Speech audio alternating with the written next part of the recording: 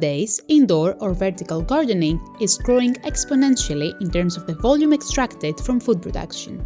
However, plants are grown almost exclusively in nutrient solution or artificial growing medium. On the one hand, this means exposure to the companies who produce them, both in terms of supply and material. And on the other hand, it can limit the nutritional content and other quality parameters of the food produced in this way, for example, the taste and the smell.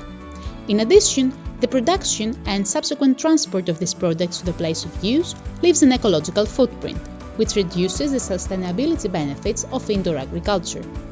As an alternative to what has already been said, it is also possible to use suitable soils as a growing medium, but the following conditions must be met. Does not contain substances dangerous to human health or soil organisms. Soil with high biodiversity from the surface to a depth of 3 cm, which has not been disturbed for at least 3 months, so the number and activity of pathogens is limited. Adequate nutrient supply capacity and suitable soil structure, texture, water holding capacity, and permeability by roots.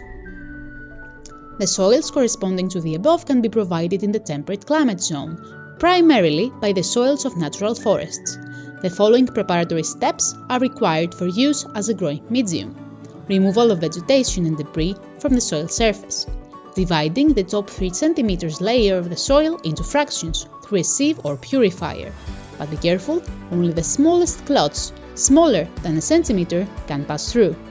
The soil is placed in the growing box without compaction, homogeneously in a thickness corresponding to the root system of the plant to be grown, but at least 3 cm thick. After the cultivation cycle, the soil is returned to the forest in order to ensure that the pathogens that may multiply during cultivations are once again under the controlling, antagonistic influence of the highly diverse environment.